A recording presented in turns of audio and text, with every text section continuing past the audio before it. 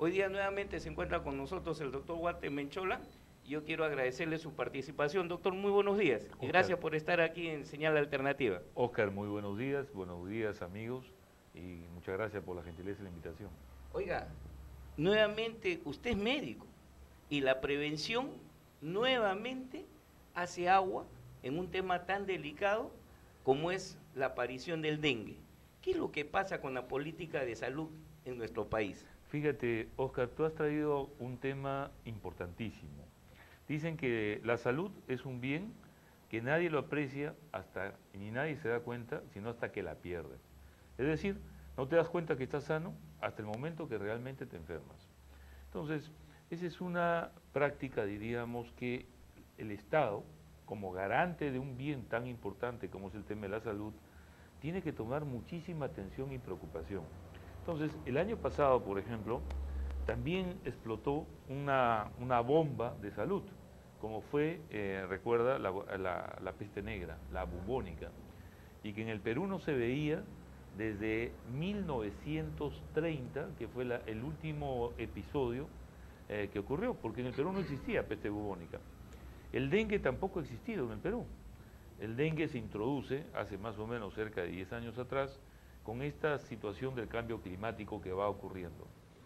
Y el dengue es propio de las zonas climáticas, de las zonas ecuatoriales, ni siquiera en América, sino estamos hablando de la América Central. Ha ido emigrando el dengue hacia el sur, porque el clima ha ido cambiando. Segundo aspecto importante, Oscar, por cada 100 soles que tú gastas en temas de recuperar a un enfermo, gastas un sol en la parte preventiva. Mira la diferencia. Un sol en la Un parte sol en la preventiva. parte preventiva. Es decir, tú con un sol puedes hacer muchísimo más en prevención que gastando 100 soles en la parte recuperativa. O sea, ¿qué cosa es lo que te quiere decir? Que si somos un país donde los recursos económicos no abundan por el Estado, somos todavía un país que tiene problemas de pobreza importante, debiéramos ser líderes en materia preventiva. Siendo un país pobre. Siendo un país pobre, deberíamos ser un país líder en materia preventiva. Y eso no necesita mucha inversión. Te estoy diciendo, no lo digo yo, lo dice la Organización Mundial de la Salud. Mientras inviertes 100 soles en sanar a una persona, inviertes un sol en la parte preventiva. Con ese sol que estás invirtiendo en la parte preventiva, puedes mantener a la población sana. Ejemplos, al grano. Educas a la población en nutrición. En lugar de estar enseñando no solamente fechas históricas, que es importante, también estar enseñando, por ejemplo, a los niños y a las niñas, cómo lavarse las manos, cómo cepillarse los dientes, cómo ir al baño y tener una buena higiene cuando van a orinar las mujercitas y cuando los niñitos van a hacer sus necesidades biológicas. ¿Cuál es la importancia de todo esto, Oscar? En Argentina, hace más de 40 años, un ministro de salud, que además ha sido altamente reconocido, combatió las infecciones urinarias y las fallas renales crónicas, la insuficiencia renal crónica en mujeres, detectó por el mal hábito en la limpieza después de que las niñas iban al baño a hacer el dos, porque arrastraban, se limpiaban mal y arrastraban flora bacteriana fecal hacia la parte vaginal. Temas de esta naturaleza tan sencillos en el África, hace 10 años los trabajos de investigación demostraron que si tú pones agua potable, enseñas a las personas a lavarse las manos después de ir al baño, el 60% de la enfermedad diarreica aguda disminuye. Dime, ¿qué tiene eso de, o sea, somos marcianos, extraterrestres, para no poder usar estas políticas públicas poderosas desde el Estado en la escuela pública, en la escuela privada, en los centros de trabajo, en los centros laborales, en los clubes del vaso de leche? Es decir, no podemos hacer todo eso. un sistema de prevención definitivamente. Así es. Porque, ¿qué es lo que pasa para no diseñar una política Que nos pasamos, preventiva? Oscar, ¿Qué es lo que pasa? Primero, decisión firme y conducta política firme. Es decir, liderazgos visibles, claros y manifiestos. No puedes tú tener líderes en salud que están pues inmersos haciendo reuniones tras reuniones y en lugar de estar trabajando con la comunidad. ¿De acuerdo? O sea, ese es un primer hecho claro, tiene que haber una voluntad política clara y manifiesta. ¿Esto qué significa? Si tú ves autoridades que lo que están haciendo es inaugurar solamente infraestructura sanitaria, hospitales, por ejemplo, ¿no?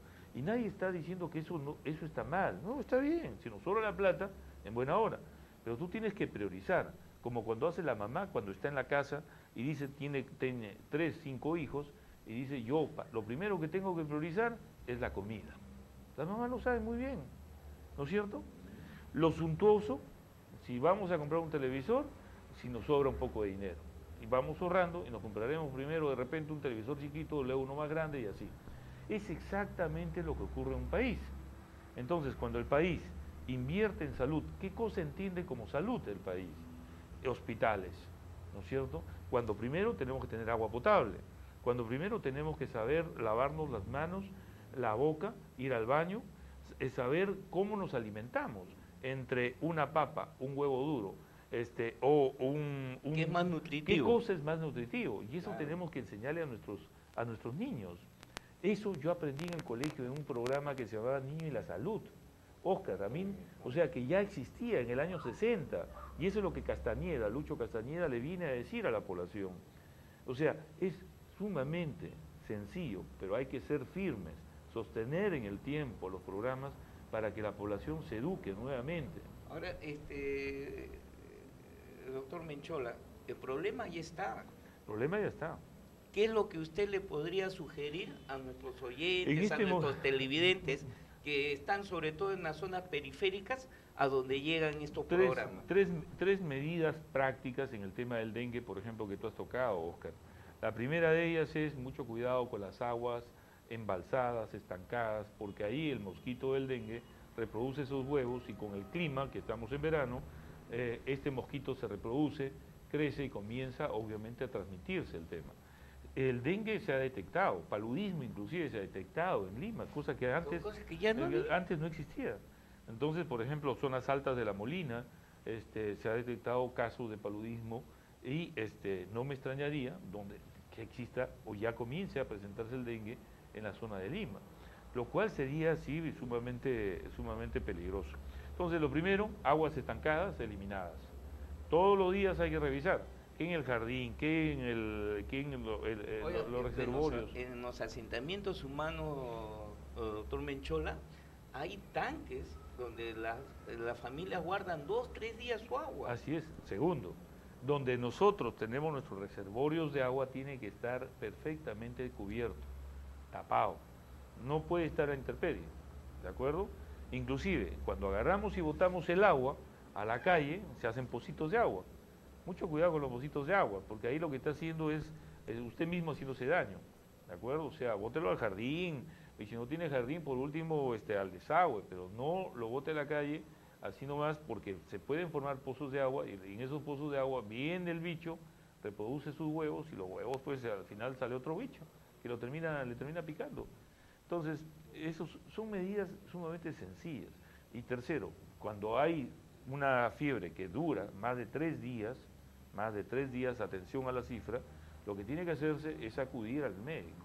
Acudir a fiebre de 3 días. Más de 3 días, fiebres altas, vaya usted al médico, ¿de acuerdo? Si el niño es un niño débil o una persona anciana o una madre gestante o una persona que tiene una enfermedad crónica, hipertenso, diabético, oiga, no espere los 3 días, vaya usted porque esa persona no está...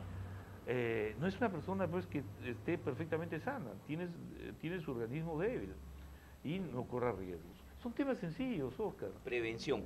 Prevención. Prevención. No estamos hablando de comprar un tomógrafo, lo que pasa es que a todos nos gusta pues, poner nuestro nombre en una placa, hacemos infraestructura y ponemos placas, sin pensar que esa infraestructura, si bien es cierto, nos ayuda, pero no nos ayuda como país.